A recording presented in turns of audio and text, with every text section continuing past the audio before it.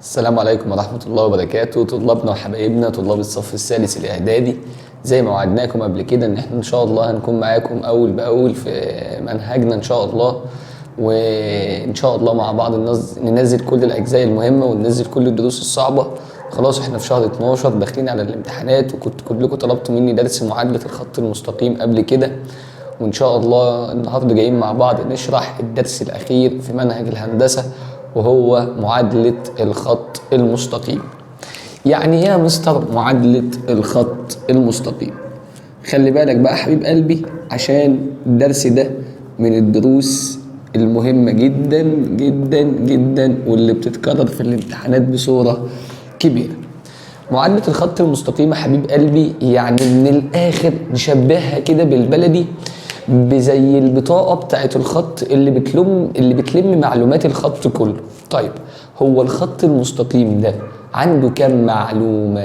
أو لما أجي أعرفه، أنت مثلا بطاقتك الشخصية بيكون فيها اسمك وعنوانك وسنك وتاريخ ميلادك والكلام ده كله. بطاقة الخط المستقيم ما فيهاش غير معلومتين بس، حاجة اسمها الميل وده اتعرفنا عليه الحصة اللي فاتت، وحاجة اسمها طول الجزء المقطوع من محور الصادات. الدرس كله يا شباب بيتقسم جزئين. الجزء الاولاني هديلك انا معادلة، اقول لك حبيب قلبي اتفضل معادلة اهي، وطلع لي منها حاجتين، اسألك على الميل واسألك على الجزء المقطوع. الجزء الثاني من الدرس هقول لك لا انت شاطر بقى، كبرت بقى دلوقتي وبقيت شاطر، كون انت المعادلة. طب عشان اكون المعادلة ازاي هنشوف ده مع بعض كمان شوية.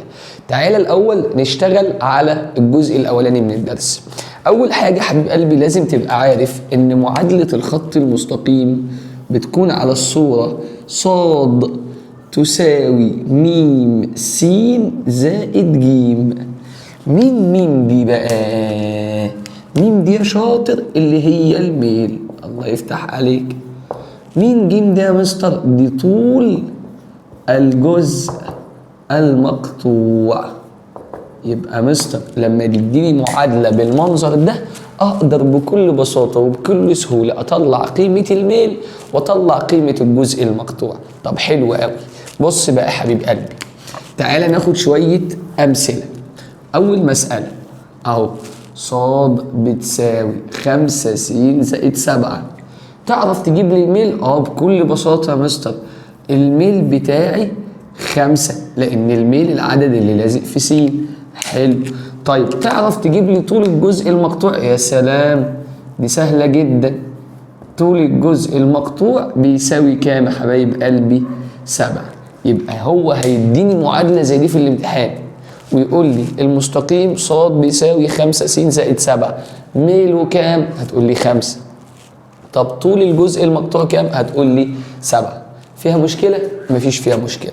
طيب تعالى ناخد كمان واحدة، يلا اهي المعادلة، يلا صاد بتساوي 3 على 2 س ناقص 5. حلو. عاوز من حضرتك تطلع لي الميل وتطلع لي الجزء المقطوع. طبعا احنا عارفين ان الميل العدد اللي لازق في س، ادي معامل س يا مستر محمد اهو، يبقى الميل بيساوي 3 على 2. طب واحدة واحدة، عاوز طول الجزء المقطوع بقى؟ سهلة يا مستر، طول الجزء المقطوع -5. يا راجل حرام عليك، ده انت بتقول طول الجزء المقطوع. خلي بالك من الكلمة دي، هو في طول في الدنيا بالسالب؟ ينفع اقول طول الأوضة دي مثلا -3 متر؟ ينفع اقول بيتنا طوله -5 متر؟ مفيش حاجة اسمها كده. خلي بالك انت الإشارة دي بتدل على الاتجاه. يعني ايه الاتجاه؟ مش احنا اتفقنا مع بعض ان ج دي طول الجزء المقطوع من محور الصادات؟ طب هو مش الجزء المقطوع من محور الصادات ده، محور الصادات نفسه ده فيه جزئين، جزء موجب وجزء سالب؟ ايوه يا مستر.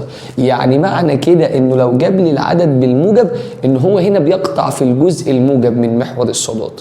طب هنا لا، ده جزء سالب يا مستر. بس لما اجي اسالك على طول الجزء المقطوع تقول لي لا، طول الجزء المقطوع بيساوي 5 بس من الاتجاه الايه؟ السالب.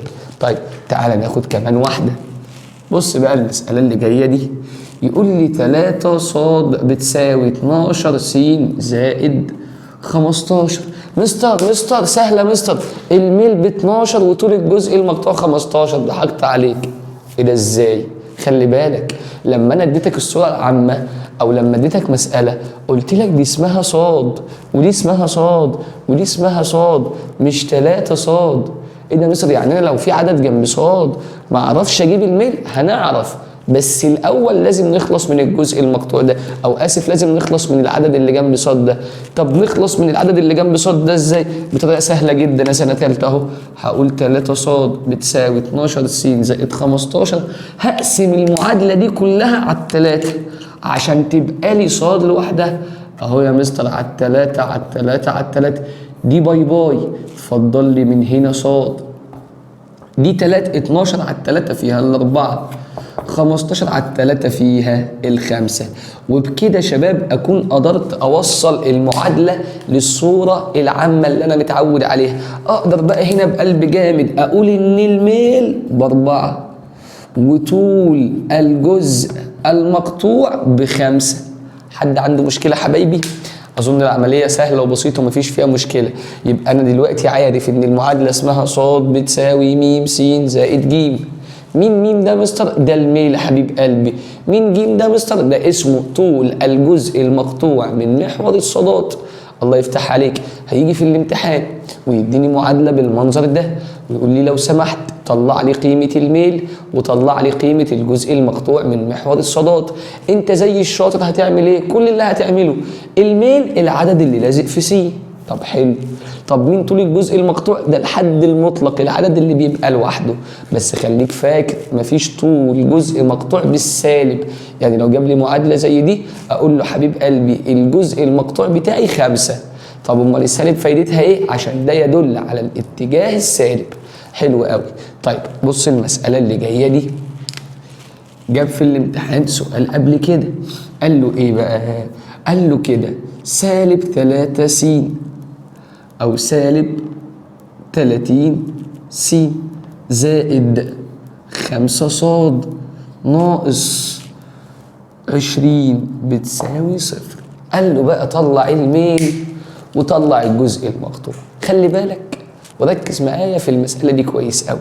اشمعنى بقى المسألة دي؟ لأن المسألة دي مش على الصورة العامة، مش على الصورة الايه؟ العامة. طب نعمل فيها ايه؟ سامعك يا اللي بتقول نحولها للصورة العامة. شاطر، برافو عليك. يعني ايه نحولها للصورة العامة؟ هو امتى المعادلة شباب تبقى على الصورة العامة؟ لما تبقى صاد لوحدها في طرف.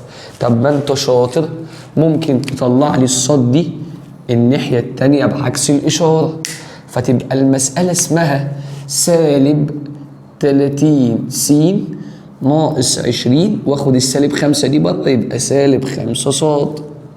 بدل المعادلة ما هي مكتوبة كده ممكن أبدلها أقول سالب 5 ص بتساوي سالب 30 س ناقص 20.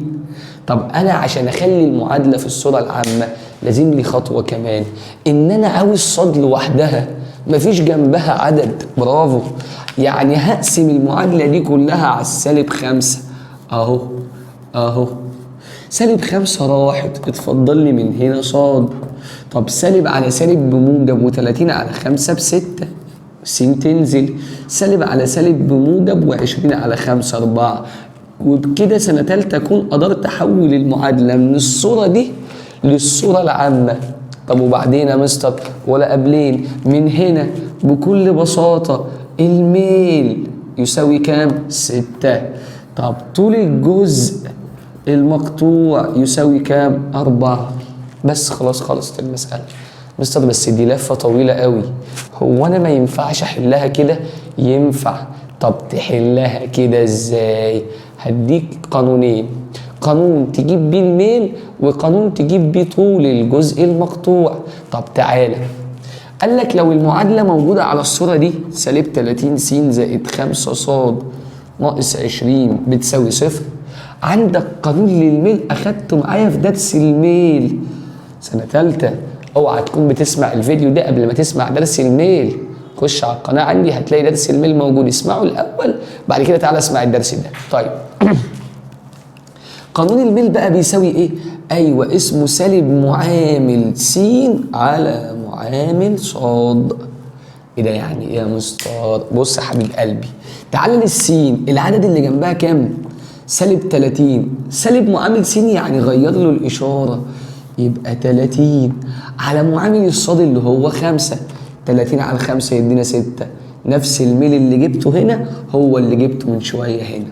طب يا مستر لو عايز طول الجزء المقطوع، اجيب طول الجزء المقطوع ده ازاي؟ بص يا حبيب قلبي، ليه قانون برضه اسمه القيمه المطلقه، سالب الحد المطلق على معامل صاد.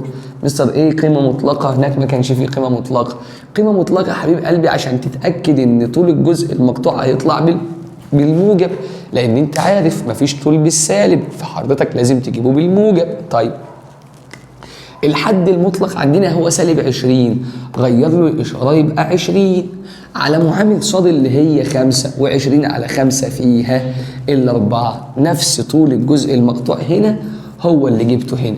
يبقى انا حبيب قلبي عشان ابقى عارف ازاي اجيب قيمه الميل واجيب قيمه الجزء المقطوع، لو جالي معادله على الصوره دي انا ممكن احولها للصوره العامه عن طريق ان انا اخلي الصاد لوحدها في طرف، واقسم على العدد اللي جنب صاد واوصلها للصوره العامه اللي احنا متعودين عليها اللي هي اسمها صاد بتساوي م س زائد ج.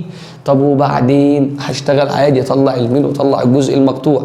طب يا مستر لو انا عايز اشتغل كده زي ما هي، فيها مشكله؟ مفيش اي مشكله، تشتغل كده. طب تشتغل كده ازاي؟ بطريقه بسيطه جدا، تحفظ لي القانونين دول.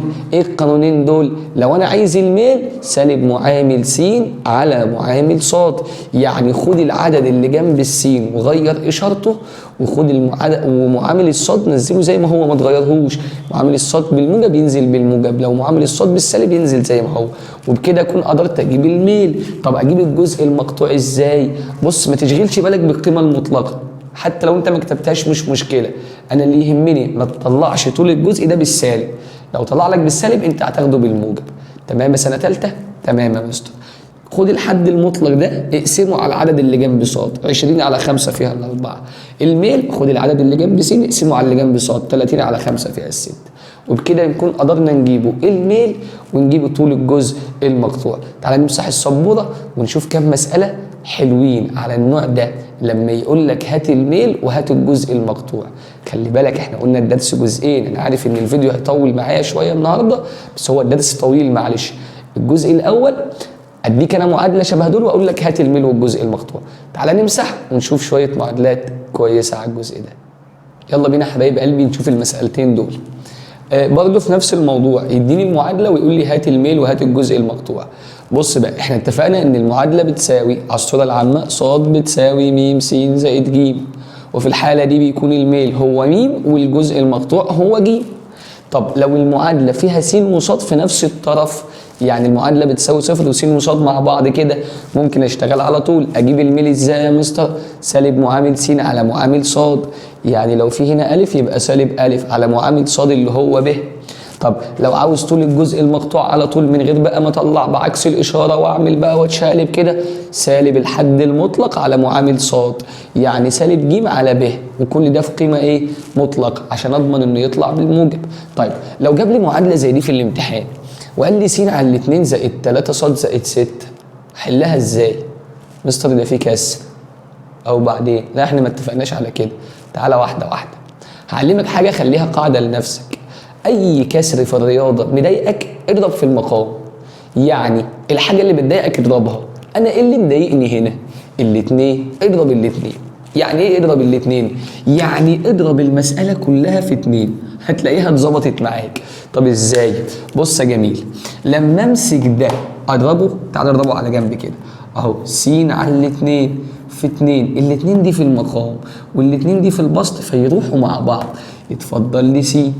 طب س في 2 2 في 3 يبقى 6 ص، 6 في 2 ب 12، دخلها جوه يبقى سالب 12، وبقت المعادله بتساوي صفر. بقت على الصوره الاولى ولا الصوره الثانيه؟ على الصوره الثانيه. خلاص بقى مش لازم نطلع وندخل ونعمل بعكس الاشاره، احنا ممكن نشتغل على طول. من على الصورة دي كده اعرف اجيب الميل؟ اه يا مستر اعرف اجيب الميل. طب اجيب الميل ازاي؟ خلي بالك الميل سالب معامل س على معامل ص. خد معامل السين وغير اشارته. هو معامل السين كام؟ 1. غير اشارته يبقى سالب 1 على معامل الصاد اللي هو كام؟ 6.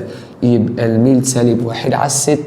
طيب طول الجزء المقطوع سهلة بقى، ما احنا اتفقنا لو عايز اجيب طول الجزء المقطوع امسك الحد المطلق اللي هو سالب 12 واغير اشارته يبقى 12 على معامل الصاد اللي هو 6 تدينا 2 وحدة طول. طيب مفيش حل تاني؟ في حل تاني. خد بقى الحل اللي جاي ده وريح دماغك، ولا تضرب ولا تقسم. هي مش المعادلة اسمها س على الاتنين، س على الاتنين زائد 3 ص بتساوي 6؟ ما تيجي نظبط المعادلة دي من غير ما نضرب ولا نقسم. ازاي؟ بص يا جميل، يعني ايه س على الاتنين؟ يعني ايه كلمة س على الاتنين؟ س على الاتنين دي يعني خد نص السين، فانا بدل ما اكتبها س على الاتنين كده انا هكتبها نص س زائد 3 ص، وهدخل الستة دي جوه بعكس الإشارة يبقى سالب 6 بتساوي 0. بس شكرا خلصت.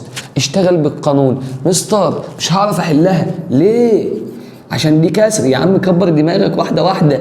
مش الميل سالب معامل س؟ ادي معامل السين غير اشارته يبقى سالب نص على معامل الصاد اللي هو 3. مستر بس انت كنت بتعمل هنا شرطة كسر يا ابني، بدل ما يبقى كسر على كسر ويبقى شكلها مش لطيف، ما هي دي اسمها برضه. اكتب على الآلة بقى سالب نص على 3 تطلع لك سالب 1 على 6. بس كده؟ بس كده والله جميل. طب عايز طول الجزء؟ يلا نجيب طول الجزء. ما انت عارف انه بياخد الحد المطلق يغير اشارته ويقسمه على معامل صاد.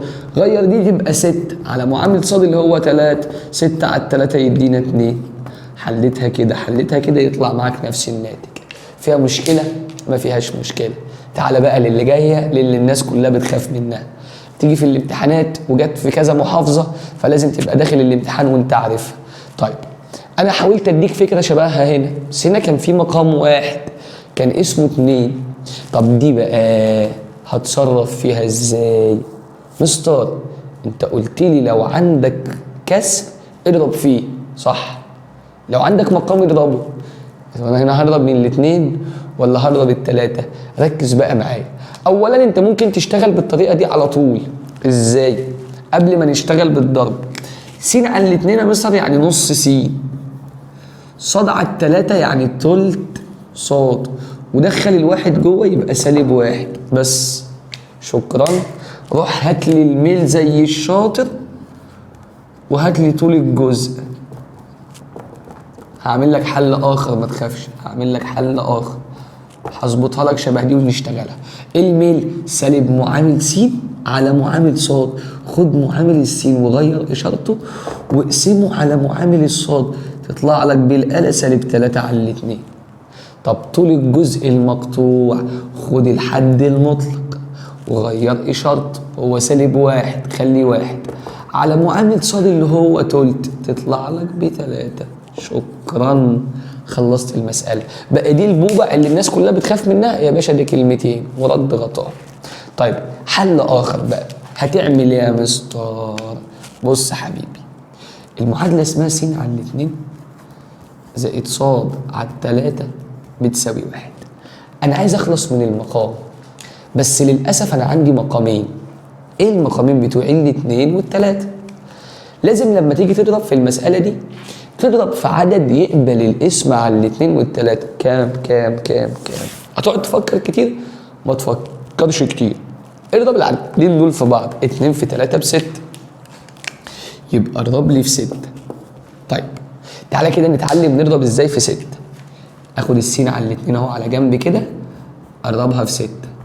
دي في البسط ودي في المقام، على الاتنين راحت على الاتنين فيها 3 يبقى 3 س. اتعلمت بقى اعمل انت دي لوحدك كده. يلا صاد على 3 في 6 على التلاتة راحت على التلاتة فيها الاتنين يبقى 2 صاد. 1 في 6 ب6 يخش جوه بعكس الإشارة يبقى سالب 6 وبقت معادلة على الصورة العادية اللي احنا متعودين عليها. يلا الميل سالب معامل س على معامل ص. ادي معامل السين غيره سالب 3 على معامل الصاد زي ما هو يبقى 2 طلعت سالب 3 على الاتنين شبه اللي عملناها هنا. طب لو عاوز طول الجزء المقطوع اجيب طول الجزء ازاي؟ خد الحد المطلق وغير اشارته بقت 6 على معامل ص اللي هو 2 و6 على الاتنين فيها التلاتة يبقى 3 وحدة طول. حليت كده ماشي حليت كده ماشي الاتنين بيطلعوا نفس الإجابة. وبكده شباب نكون خلصنا مسائل الجزء الأول من الدرس. إيه مسائل الجزء الأول؟ إن أنا أديلك أنا المعادلة وأقول لك يا حبيب قلبي خد معادلة معاك أهي طلع لي منها الميل وطلع لي طول الجزء المقطوع. الجزء الثاني بقى من الدرس وده اللي فيه مسائل أكتر وده اللي فيه شغل أكتر وده اللي فيه الشغل بقى اللي بجد يقول لك لا يا حبيب قلبي اوجد انت المعادله بتاعت الخط الذي فيه كذا كذا كذا. مره يديني الميل ويدوخني على الجزء المقطوع، مره يديني الجزء المقطوع ويدوخني على الميل، وغالبا يعني بيطلع ابن حلال قوي ويدوخني على الاثنين. طب يلا نمسح السبوره ونشوف. يلا نمسح السبوره ونشوف. وجي دلوقتي يا شباب ميعاد الجزء الثاني من الدرس اللي هو كون انت المعادله. طيب الجزء الثاني فيه افكار كتير جدا وفي مسائل صعبه جدا وان شاء الله يعني ايه ناخد كل الافكار مع بعض واحده واحده كده. هنطلع السلم درجه درجه نبدا نبدا بالمسائل السهله البسيطه وبعد كده نبدا نزيد شويه وهكذا لحد ما ناخد كل الافكار ان شاء الله. عايزين نحط طريقه معينه نمشي بيها في كل المسائل عشان ما نلفش كتير ونحتار كتير.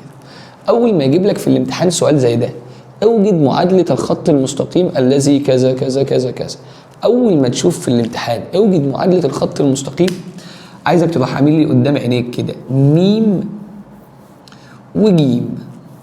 ميم ومين جيم؟ طبعا احنا عارفين ان ميم يعني الميل وجيم يعني طول الجزء المقطوع، لان انا لو عرفت الحاجتين دول سنه ثالثه انا هعرف اكون اي معادله. طيب اول ما يقول لي اوجد معادله الخط المستقيم الذي ميله 5 يبقى ميم ب5 ويقطع من الجزء الموجب لمحور الصادات 3 وحدات يبقى ج ب3 وحدات. بس طالما عرفت توصل لدول المعادله خلصت. طب ليه؟ كلنا عارفين يا حبايب قلبي ان المعادله اسمها ص بتساوي م س زائد ج. طب ما انا جبت الميم يا مستر وانا جبت الجيم يبقى المعادله خلصت. يبقى المعادله ص بتساوي 5 س زائد 3. شكرا وخدت درجتي كامله. مش هتيجي في الامتحان بالسهوله دي بس والله دي جت في محافظات قبل كده فخلي بالك ان دي بتيجي. طيب تعالى ناخد كمان واحده شبهها. اوجد معادله الخط المستقيم. خلاص انا عرفت اول ما يقول لي معادله الخط المستقيم يبقى اسال نفسي ميم بكام وجيم بكام. اوجد معادله الخط المستقيم اللي ميله 3 يبقى م ب3 ويقطع من الجزء السالب لمحور الصادات 7 وحدات. بص بقى عشان هنتخانق مع بعض دلوقتي. انا هاجي اكتب ج بسالب 7 تمسك انت في خناقي وتقول لي يا مستر وانت مش لسه قايل لي من شويه مفيش جزء مقطوع بالسالب؟ بس رديت عليك وقلت لك ان الاشاره دي بتدل على الاتجاه. يعني لما يحط لك قبل العدد سالب يبقى ده بيقطع من الجزء السالب لمحور الصادات، ولما يحط لك قبل الجزء العدد ده موجب ده بيبقى بيقطع من الجزء الموجب من محور الصادات. حلو قوي. فده معناه ايه؟ ده معناه ان سعادتك اول ما يجي تكون معادله لازم حضرتك تقرا السؤال لاخره، عشان لو قال لك يقطع من الجزء السالب لازم تكتب قبل العدد ده سالب. يعني المعادله انا عارف ان اسمها ص تساوي م س زائد ج. طب ما الميم جبناها ب3 يبقى ص تساوي 3 س زائد ج. اروح كاتبها -7. اشمعنى؟ عشان هنا قال لي يقطع من الجزء السالب لمحور الصادات. يبقى شباب المعادله كلها مبنيه على حاجتين، يا اما يكون معايا الميل ويكون معايا الجزء المقطوع، يا اما يبدا يلعب معايا بقى. طب تعال نشوف بقى المسائل اللي يبدا يلعب معايا فيها. يقول لي اوجد معادله الخط المستقيم. ماشي يا مستر أسأل نفسي السؤال اللي أنا عارفه، ميم بكام وجيم بكام؟ الذي يصنع زاوية موجبة. طب كمل قراية. ويقطع جزءا طوله 3 وحدات، لازم تقرا، من الاتجاه السالب لمحور الصادات. يبقى قول لي بقى يا شاطر، الجزء المقطوع بتاعك دلوقتي 3 ولا -3؟ برافو عليك، -3. طب ليه يا مستر؟ عشان قال لي من الاتجاه السالب. كده انا معايا جيم بس معيش الميل. لازم يكون عاطيني حاجه في المساله يا شباب توصلني للميل. طب بص كده، قال لي المستقيم يصنع زاويه موجبه. اول ما يقول لي يصنع زاويه، طب ما انت عارف من الفيديو اللي فات ان قوانين الميل 3، فرق الصادات على فرق السينات لما يبقى عاطيني نقطتين، ظاهر لما يبقى عاطيني زاويه. طب ما هو عاطيني زاويه، انا ممكن عن طريق الزاويه دي يا شباب اجيب الميل اللي هرمز له بالرمز ميم، واقول له ان ميم دي بتساوي ظاهر يعني ظا 45، وظا 45 بكام؟ بواحد. اروح رايح قايل لنفسي ان الميل بتاعي بواحد. المعادله بقت معايا كامله. ليه؟ انا عارف ان المعادله ص بتساوي م س زائد ج. طب هي م بكام؟ بواحد، وج بكام؟ بسالب 3. يبقى المعادله ص بتساوي 1 س ناقص 3. 1 س يعني يا سنه تالته يعني س. يبقى المعادله ص بتساوي س ناقص 3. طب والله الدرس جميل يا مستر، الدرس حلو قوي، في شغل حلو قوي، بس عايزك تشغل دماغك وتصحصح. طيب تعال نشوف المساله اللي بعد كده. اوجد معادلة الخط المستقيم الذي ميله. قبل ما يقول لي الذي ميله والذي فيه كذا وكذا وكذا، أول خطوة هروح رايح قايل لنفسي أنا عشان أكون معادلة، المستر قال لي أنا عايز م وعايز ج، الميل والجزء المقطوع. قال لي ميله 3. طب والله شكرا، الميل ب3. طب وبعدين ما قاليش الجزء المقطوع. أعمل أنا بقى إيه في الحالة دي؟ خدها قاعدة عشان هتمشي معانا طول الدرس. أول ما يقول لي ويمر بالنقطة فلانة الفلانية، كلنا عارفين يا شباب من الترم دوت ومن قبل كده إن أي نقطة في الرياضة بتتكون من زوج مرتب، والزوج المرتب ده بيتكون من عددين. دايما دايما دايما المسقط الأول ده بسميه س، والمسقط التاني ده بسميه ص. يبقى اي نقطة شباب بتتكون من ايه؟ من س وص. طب ما انا ممكن العب لعبة هنا، اقول ان المعادلة ص بتساوي م س زائد ج. ما تنساش احنا ناقصنا ايه؟ ج. العب لعبة حلوة قوي، اقول لنفسي ص بتساوي الميم ب3، فاضل لي ج. حلو، اعمل ايه؟ ما تيجي نعوض بالنقطة. ايه يعني ايه نعوض بالنقطة؟ يعني اشيل السين واحط العدد الاول، واشيل الصاد واحط العدد الثاني. خلي بالك الجملة دي هنستخدمها كتير، عشان برضه في ناس كتير طلبت مني بالدرس الرابع في الوحدة الأولى جبر الدوال كثيرات الحدود. الجملة دي مهمة قوي. أول ما يكون معاك معادلة ومعاك نقطة احفظ ورايا كده، شيل السين وحط الأول، شيل الصاد وحط التاني. ها؟ يعني إيه؟ قول بس معايا كده، هنعمل إيه سنة تالتة؟ قول شيل السين وحط الأول، شيل الصاد وحط التاني. يعني إيه؟ هشيل السين دي وحط العدد ده، واشيل الصاد دي واحط العدد ده. يبقى انا هشيل الصاد واحط 7، واشيل السين واحط 1. اصل دي اسمها 3 س، يبقى 3 في 1 اللي هي 3 زائد ج. اكتب المعادله عدل، بدل ما هي مكتوبه من اليمين للشمال اكتبها من الشمال لليمين. يبقى ج زائد 3 بتساوي 7. بقت معادله عبيطه اهي، طلع بعكس الاشاره. يبقى ج بتساوي 7 ناقص 3، يعني ج بتساوي 4. جبت قيمة ج. بقى معايا م بكام؟ ب3، ومعايا ج بكام؟ ب4. يبقى المعادلة ص بتساوي 3 س زائد 4. مهمة جدا المسألة دي يا شباب عشان نستخدم الفكرة دي كتير. أعطاني هنا الميل بكام؟ ب3 مباشرة كده، بس ما عطانيش طول الجزء المقطوع اللي هو ج. طب اول ما يديني نقطة ابو المجد قال لي بص فكك من اي حاجة، هي فكرة واحدة. ايه هي يا مستر؟ شيل السين وحط الاول، شيل الصاد وحط التاني. رحت شايل السين وحاطط 1 وشايل الصاد وحاطط 7. هوب لقيت المسألة بقت معادلة بس متشقلبة، رحت كاتبها من الشمال لليمين، يعني بدأت بج زائد 3 بتساوي 7. بقت معادلة عادية بقى، حليتها جبت قيمة ج، بقى معايا م وج. ان شاء الله في اخر الفيديو، في الاخر خالص بعد ما اخلص مسائلي، هديك طريقة تانية تحل بيها المسألة دي. لو اعطاك الميل واعطاك الجزء المقطوع مجهول واعطاك نقطة، هديك طريقة حلوة قوي تحل بيها، بس انا عايزك تمشي بدي دلوقتي عشان دي اللي هتنفعني في المسائل اللي جاية. يبقى الجزء الثاني من المسائل يا شباب هيديني الميل ويديني الجزء ويقول لي اوجد المعادلة. يلا نمسح ونشوف شوية افكار حلوة بقى على المسائل دي. يلا حبايبي نشوف الافكار دي كمان، افكار حلوة ومهمة جدا. يقول لي اوجد معادلة الخط المستقيم المار بين نقطتين 2 وسالب 1 وواحد وواحد. اول ما يقول لي في الامتحان اوجد معادلة، اتفقنا اقول لنفسي يا ترى م دي بكام؟ يا ترى ج دي بكام؟ انا لو عرفت م وج خلصت. هنا ما شاء الله ولا اعطيني م ولا اعطيني ج. طب انا هعمل ايه؟ هجيبهم ازاي؟ اعطيني نقطتين. طب ما انا ممكن عن طريق النقطتين دول يا مستر اجيب الميل. ازاي؟ قلت لك انا اسمع درس الميل الاول عشان تعرف تحل المسألة. الميل ليه قانون اسمه فرق الصادات على فرق السينات. حلو.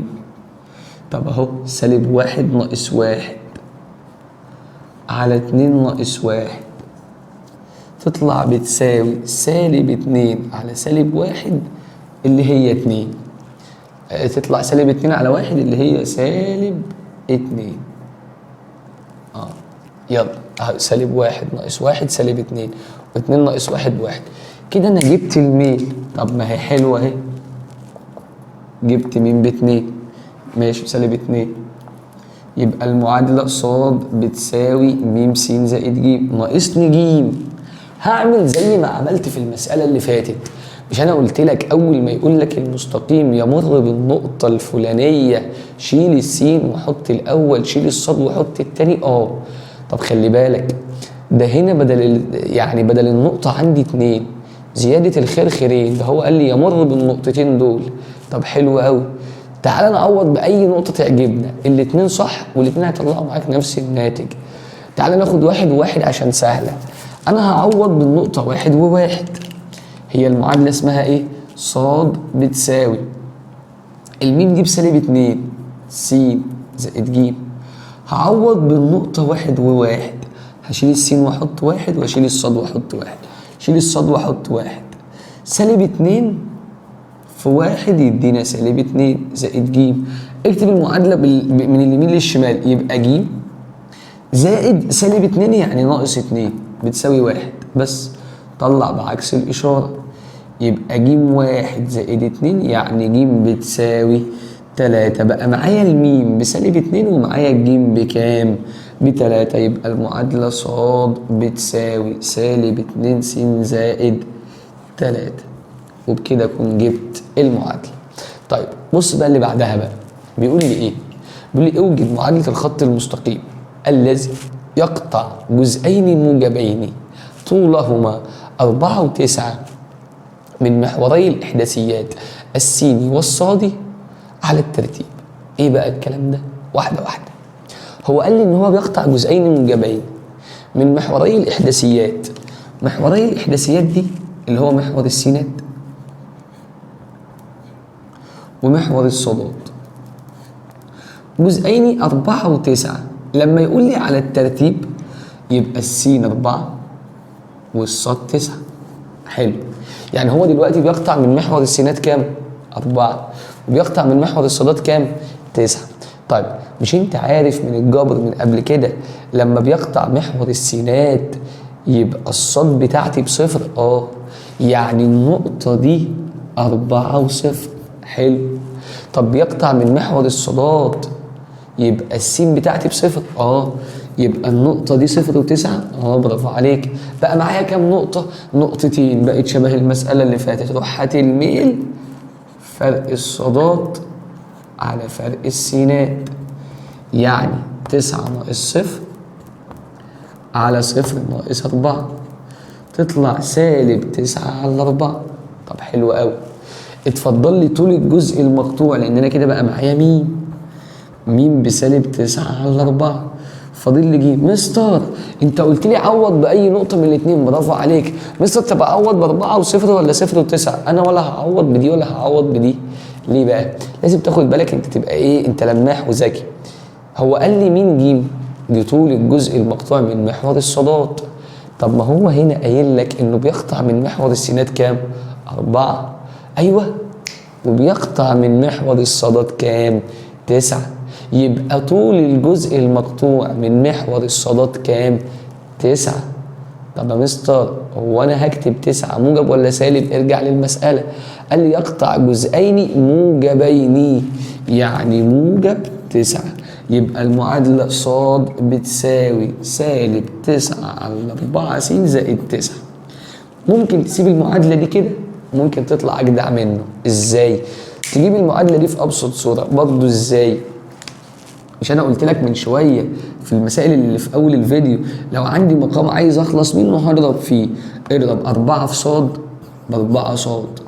الأربعة راحت مع الأربعة، يتفضل سالب 9 س، و4 في 9 ب36. ويبقى أنا كده جبت المعادلة يا باشا في أبسط صورة. فيها مشكلة؟ حلوة. الفكرة إن أنا أبقى عارف لما يقطع من محور الصادات 4 أو من محور السينات 4 يبقى النقطة 4 و0. لما يقطع من محور الصادات 9 يبقى النقطة 0 و9. طيب بص بقى اللي جاية اللي تخوف دي انت تشوفها في الامتحان تسيبها ما تحلهاش. شوفها حل حاجه تانية احسن لك. المساله سهله جدا، بهزر معاك. المساله جميله والمساله حلوه قوي. دي نفس المساله اللي فاتوا او المسالتين اللي فاتوا. ازاي؟ مش هو هنا عايز معادله الخط ده؟ هو المطلوب الاول عايز المعادله، سيبك من المطلوب التاني دلوقتي هنجيله. هو عايز المعادله. طب انا هجيب المعادله ازاي يا ابن الناس؟ ما هو المعادله المستقيمه اهو، ده خط مستقيم مر بالنقطه دي ومر بالنقطه دي. طب ما انا ممكن بسهوله اروح اجيب الميل، فرق الصادات على فرق السينات اهو. 3 ناقص 1 على 4 ناقص 3 تطلع 2. طب ما المعادله اسمها ص بتساوي م س زائد ج. الميم جبناها بكام؟ ب2 يا مستر. ناقص لي ج. عوض بأي نقطة، عوض بأي نقطة تعجبك. طب حلو كلام جميل يا أستاذ. لما أعوض أنا بالنقطة مثلا 3 و1 هشيل الصاد وأحط 1 وأشيل السين وأحط 3. 2 في 3 يطلعوا 6 زائد ج. اكتب المعادلة من الشمال لليمين يبقى ج زائد 6 بتساوي 1. طلع بعكس الإشارة يبقى ج 1 ناقص 6. برافو. يبقى ج سالب 5. تشكر. يعني طول الجزء المقطوع سالب 5. برافو. والميل ب2 يعني المعادلة ص بتساوي 2 س ناقص 5. جبت المعادلة. ايه السهولة دي؟ لو فهمت الجزء اللي فات المسألة دي بالنسبة لك سهلة قوي. طيب مستر بس ده في مطلوب تاني وبيقول لي هات ألف واو وأنا خفت، وهات ب واو. يا حبيبي افهم. ب اهي والف اهي. هو عايز يجيب الطول ده. عارف لو عرفت النقطة دي كام هتجيب الطول ده بسهولة، ولو عرفت النقطة دي كام هتجيب الطول ده بسهولة. طب انت معاك واحدة خلصانة بس انت مش واخد بالك. ادي ب هو عايز الطول ده صح؟ مش ده الخط، مش ده طول الجزء المقطوع من محور الصادات؟ طب ما انت لسه قايل ان طول الجزء المقطوع من محور الصادات كام؟ سالب 5. يعني المستقيم ده بيقطع جزءا طوله 5 من الاتجاه السالب لمحور الصادات. يعني النقطة ب دي 0 وسالب 5، يعني الطول ده 5. يعني واو ب دي يا مستر بتساوي 5 وحدة طول. طب جبت واو ب، اتفضل لي واو ألف. طب هي ألف دي فين؟ مش ألف دي بتقع على محور السينات؟ يبقى الصادات بتاعتها بكام؟ بصفر. تعالى في المعادلة، احتاج في الحتة الصغيرة دي، تعالى في المعادلة وحط صاد بصفر. ليه يا مستر؟ عشان اجيب ألف.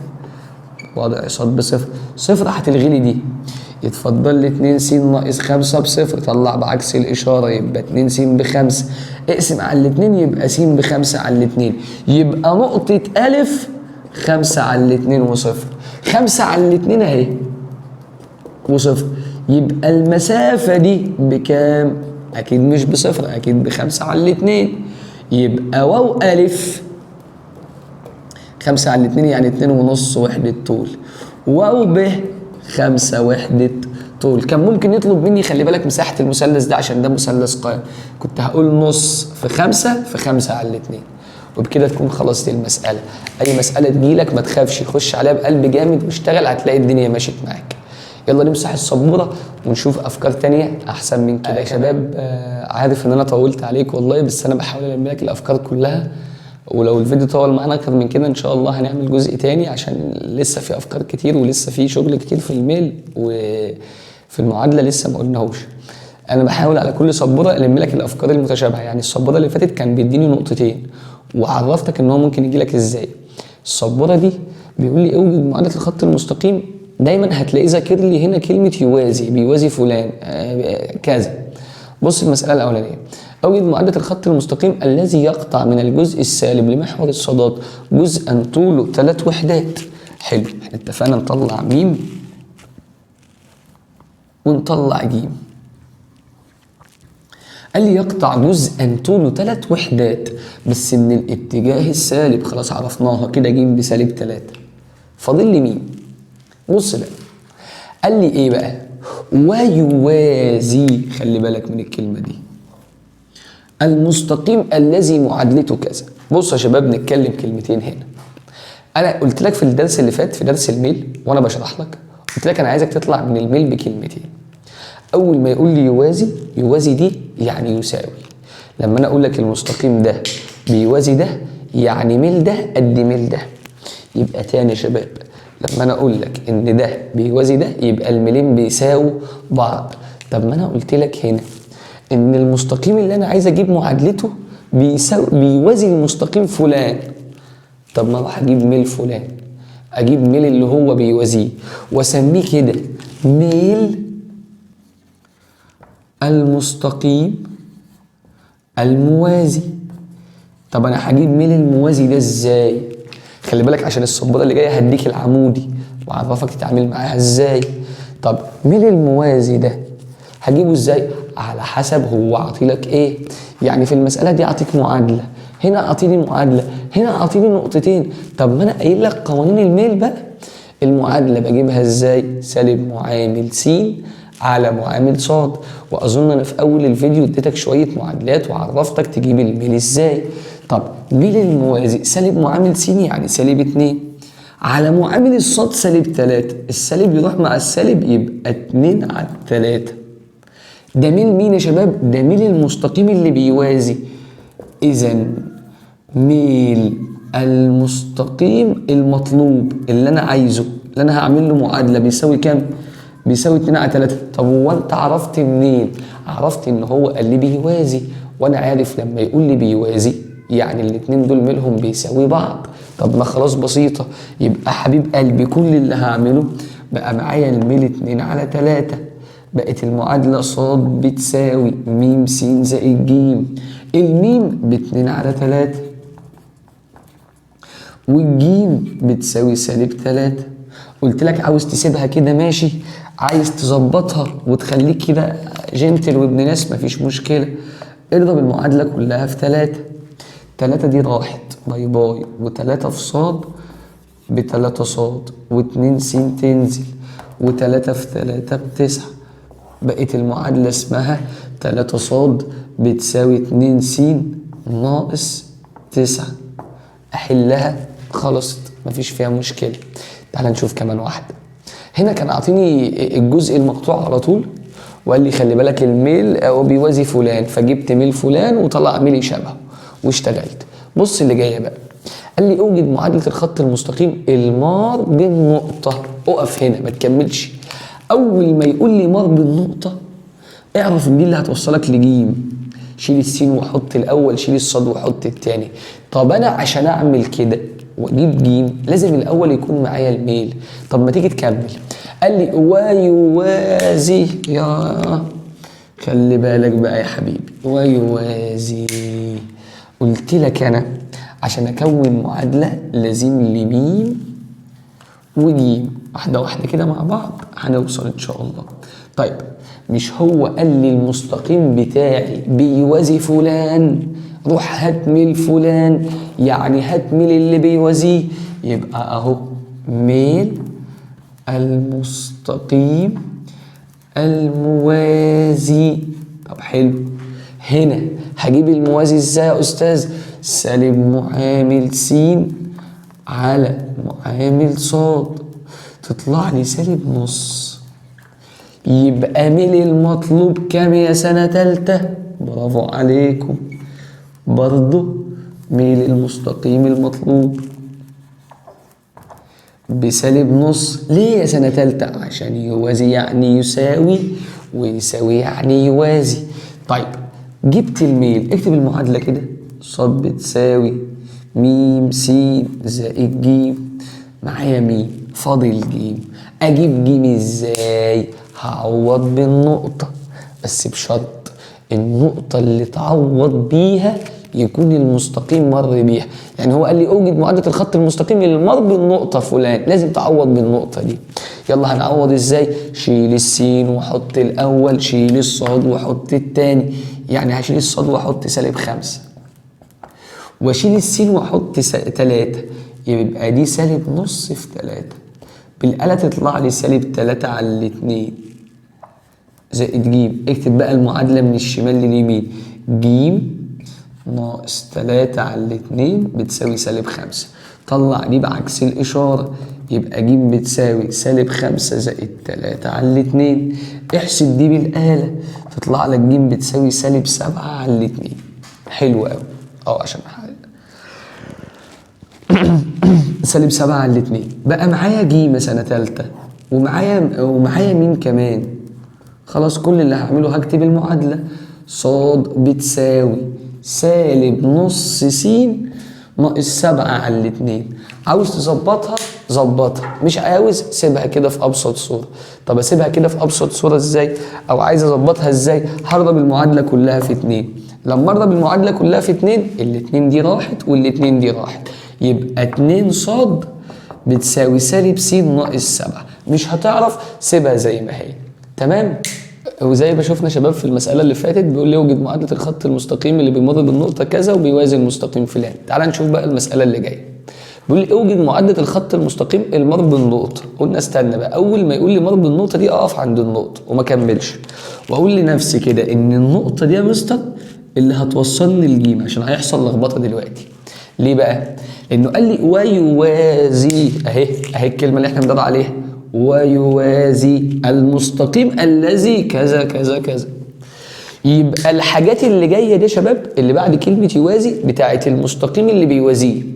ليه؟ عشان هسمع منك جمله كمان شويه انا عارف هتغلط فيها.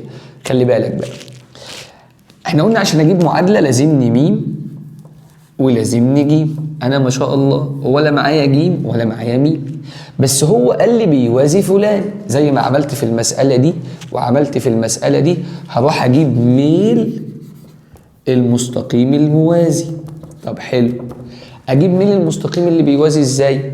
هنا قال لي نقطتين، اشتغل بالقانون بتاع الميل. اسمع الفيديو اللي فات قلت لك فرق الصادات على فرق السينات، يبقى 6 ناقص 2 على 5 ناقص سالب 1 تبقى 5 زائد 1. تطلع بالآلة حبيب قلبي 2 على 3 عشان هتطلع 4 على 6 اللي هي 2 على 3. ده ميل مين؟ ميل الموازي.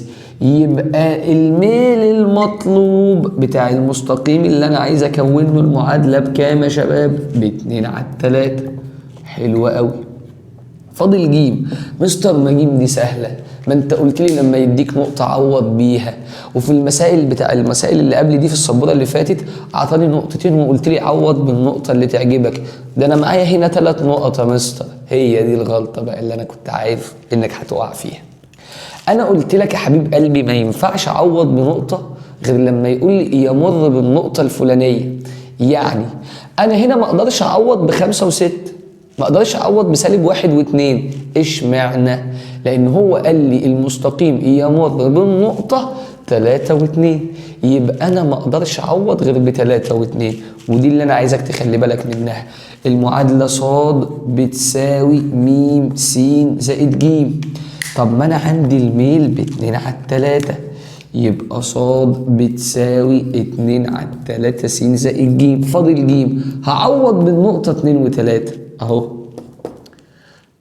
3 و2، شيل السين وحط الاول، شيل الصاد وحط التاني. هشيل الصاد واحط 2 واشيل السين واحط 3، يبقى 2 على 3 في 3 زائد ج. بص بقى دي 3 راحت مع التلاتة، يبقى ج زائد 2 بتساوي 2، يعني ج بتساوي 2 ناقص 2، يعني ج بتساوي 0. يبقى م ب2 على 3 والج بتساوي 0. يبقى المعادلة ص بتساوي 2 على 3 س. وما تكتبش ج. مستر هو ينفع ج تكون بصفر؟ اه يا حبيبي. طب ازاي؟ خلي بالك، هو احنا مش قلنا ان ج دي طول الجزء المقطوع من محور الصادات؟ اه. طب ما احنا لما تطلع لي ج بصفر يبقى مفيش جزء مقطوع من محور الصادات. برافو عليك. ولما ما يكونش في جزء مقطوع من محور الصادات ده معناه ان المستقيم يمر بنقطة الاصل. لان ممكن يجيب لك نفس المسألة دي في الامتحان بس في الاخر يقول لك ايه؟ ثم اثبت ان المستقيم ده يمر بنقطة الاصل. هتعمل نفس الشغل ده وهتطلع لك ج بصفر وتقول ان المستقيم يمر بنقطة الاصل. خليك معايا لاخر الفيديو، في شوية ملاحظات مهمة جدا هتبقى دي اول ملحوظة فيها. هاجي اقول لك معادلة الخط المستقيم اللي بيمر بنقطة الاصل، هل دي هتختلف؟ هتختلف. خليك معايا للاخر ونشوف. احنا كده خدنا مسائل المستقيم اللي بيوازي. طب ما تيجي نمسح وناخد العمودي ونشوف شوية افكار على العمودي. يلا يا شباب، معلش عارف ان انا طولت عليكم والله، بس دي اخر سبوره معانا، وان شاء الله نعمل جزء تاني للفيديو ننزل فيه الافكار بقى التقيله والافكار اللي اصعب من كده.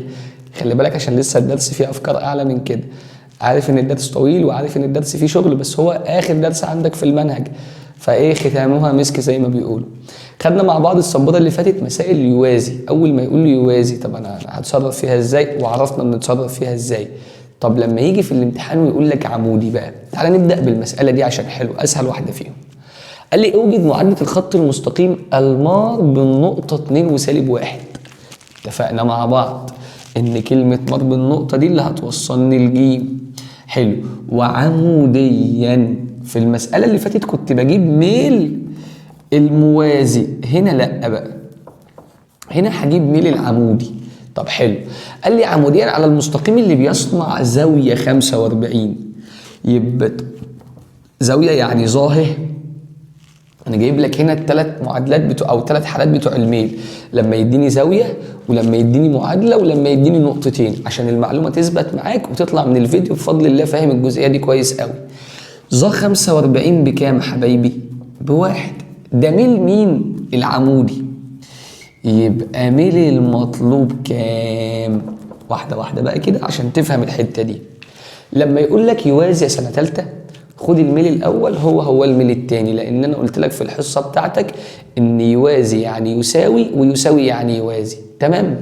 طب لما يقول لك عمودي هتجيب لي ميل العمودي وتقلبه وتغير له الاشاره. مش فاهم؟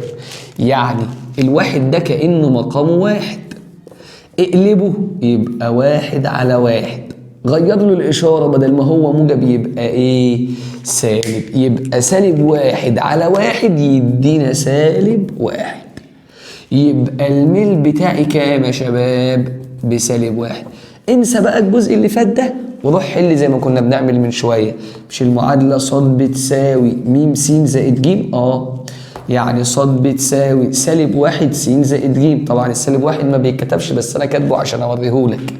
هنعوض بالنقطة، هنشيل الصاد ونحط سالب 2. شكرا. وادي سالب 1 وهشيل السين واحط 2 زائد ج. اضرب لي دول في بعض سالب 2. طلعهم بعكس الإشارة يبقى ج بتساوي سالب 2 زائد 2 يعني ج بتساوي 0. اديني قلتها لك في المسألة اللي فاتت، لما يقول لك ج بتساوي 0 يبقى المستقيم ده يمر بنقطة الأصل، يبقى المعادلة بتاعته ص بتساوي سالب 1 س يعني سالب س، وبكده أكون جبت المعادلة. بص معايا المسألة دي، اوجد معادلة الخط المستقيم المار بالنقطة. اتفقنا خلاص، ثبتت في دماغنا مش هنتكلم فيها تاني. أول ما يقول لي مار بالنقطة يبقى دي اللي هتوصلني لجيم.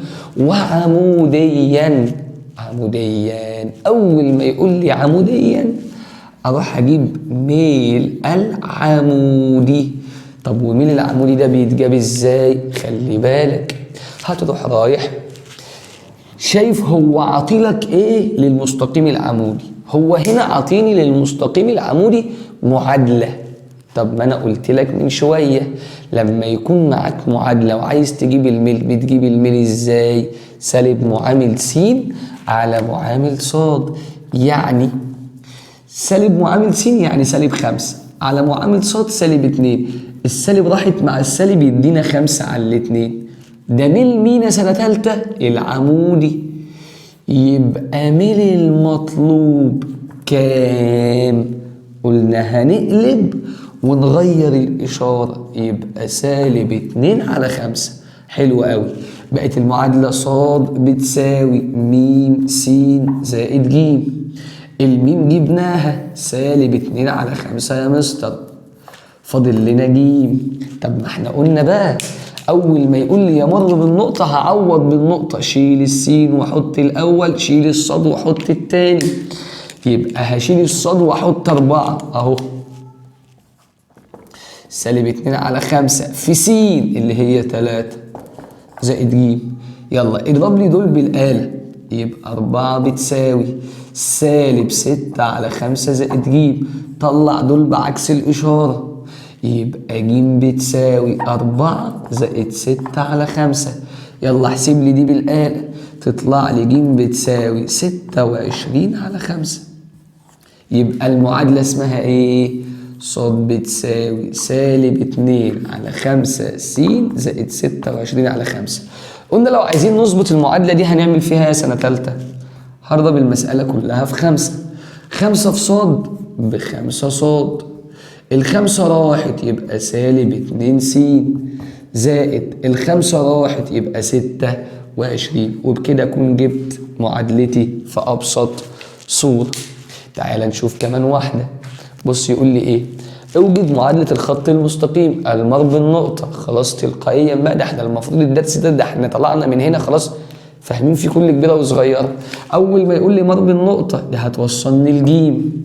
وعموديا على المستقيم فلان. أول ما يقول لي عمودي أعمل إيه يا سنة تالتة؟ أروح أجيب ميل العمودي. طب ميل العمودي بيتجاب إزاي؟ سالب معامل س على معامل ص لو عاطيني معادلة، ظاهر لو عاطيني زاوية، فرق الصادات على فرق السينات لو عاطيني نقطتين. طب ما يلا، سالب 3 ناقص سالب 4 تبقى زائد 4 على 2 ناقص 5 تطلع لي فوق 3 تطلع لي فوق 1 وتحت سالب 3. ده ميل مين يا سنة تالتة؟ العمودي. يا نفس اللي معمول قدامك في المسألة دي والمسألة دي. يبقى ميل المطلوب كام يا حبايبي؟ قلنا هنقلب ونغير الإشارة يعني 3 بس. المعادلة ص بتساوي م س زائد ج. الميم جبناها ب3، فاضل لنا مين يا حبايبي؟ الجيم. طب اجيب الجيم ازاي؟ ارجع للنقطة، شيل السين وحط الأول، شيل الصاد وحط التاني. هشيل السين وحط 1 يعني 3 في 1 ب3، واشيل الصاد وحط التاني اللي هو 2. يا تطلع بعكس الإشارة يا تظبطها الأول. يعني يظبطها الأول يعني اكتبها من الشمال لليمين أهو، ج زائد 3 تساوي 2. طلع بعكس الإشارة يبقى ج 2 ناقص 3 تطلع ج بسالب 1. بقى معايا ج. ومعايا ميم. يبقى المعادلة صاد بتساوي 3 س ناقص 1. وبكده اكون جبت معادلتي في ابسط صورة. وبكده حبايبي يكون احنا يعني بفضل الله اتعرضنا لمسائل كتيرة جدا. الدرس لسه ما خلصش، الدرس لسه فيه افكار اعلى من كده، الدرس لسه فيه شوية تكات في الاختيارات هنقولها مع بعض. ان شاء الله هنزل لك جزء تاني خلال الاسبوع ده. هتسمع الجزء الاول، بس قبل ما تسمع الجزء الاول او الجزء التاني اسمع درس الميل الاول. افهم درس الميل كويس وطبق عليه وحل عليه، ولو وقفت معاك حاجة ادخل كلمني. الرقم بتاعي اهو 011 5 6 2 1 5 9 2 4. خش كلمني واسألني في درس الميل. وبعد ما تسمع درس الميل كويس ابدأ بالجزء الأول. امسك ورقة وقلم كده في ايدك وابدأ اسمع الدرس، سجل ملحوظاتك. المسألة اللي المستر اكتبها وارجع حلها لوحدك، هتلاقي الدنيا ماشيت معاك. انت زي ما انت شايف مسألة العمودي شرحنا عليها 3 مسائل عشان تثبت في دماغك، مسألة اليوازي شرحنا عليها 3 مسائل، مسألة النقطتين شرحنا عليها 3 مسائل. لسه بقى في اشكال، في شوية مسائل الرسومات والاشكال هنبدأ نشتغلها مع بعض. طب لما يقول لي نقطة الأصل، طب لما يقول لي يوازي محور السينات، طب معادلة محور الصادات، الكلام ده كله إن شاء الله هننزله الجزء الثاني. هيبقى جزء سهل، هيبقى جزء بسيط. إن شاء الله سنة ثالثة. أتمنى من ربنا إن أنا أكون فدتك النهاردة، ونتقابل في فيديو